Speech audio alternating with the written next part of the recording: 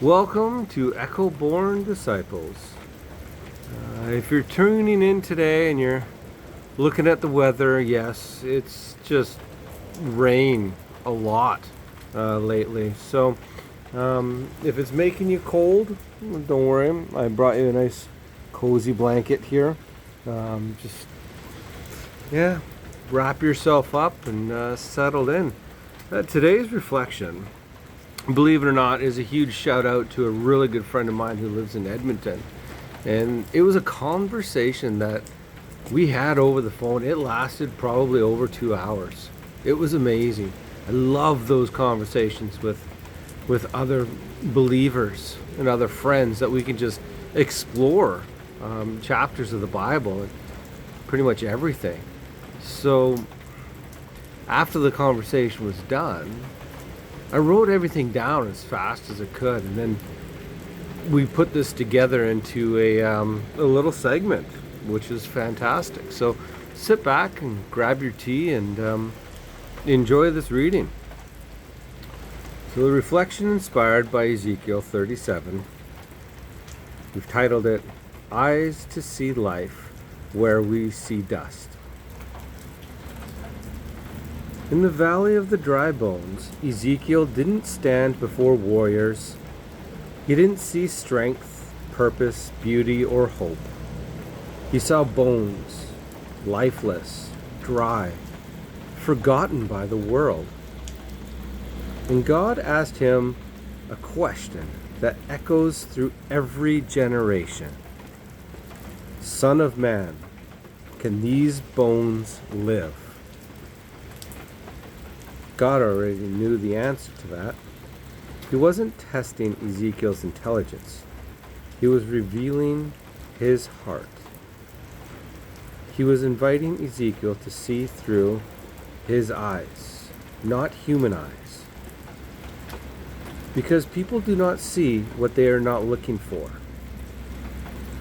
I'm going to read that again. People do not see what they are not looking for. And when we stare through human lenses, all we see is what we want, not what could be by the breath of God. We are bound by our senses. We see death and assume it has the final word. We see brokenness and believe rebuilding is impossible. We see addiction and call it destiny. We see the poor and overlooked purpose. We see the hurting and think they are beyond healing. But God sees it differently. Where we see dry bones, He sees future and testimonies. Where we see lost, He sees resurrection. Where we see emptiness, He sees the space where His Spirit will breathe new life.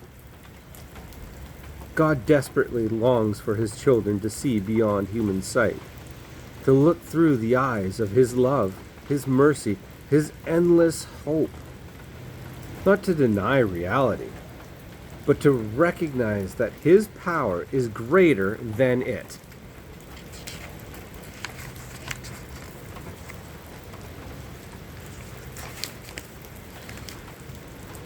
In the valley, God didn't just revive bones. He revived vision. He restored the ability to believe that nothing is too far gone, no soul too far lost, no life too ruined for Him. And He is still asking today, can these bones live? Can that heart that was hardened be softened? Can that wandering child return? Can that addict be free? Can the wounded be healed? Can the forgotten rise? The heart of God shouts, yes! But He invites us to speak life with Him, to prophesy hope where we see despair, to call forth life where others see only dust, to trust in what he sees, not our senses, not the way that our senses limit us. So challenge this week. When you look at someone who seems broken, too hardened or too lost, ask God to help you see them the way he does. Not as dry bones, but as future soldiers of grace. Speak life, pray hope, believe beyond sight. Because the same God who filled a valley with breath is still breathing life into souls today. And he longs to do it through you. May your life echo Jesus, so the broken and the poor can hear his love.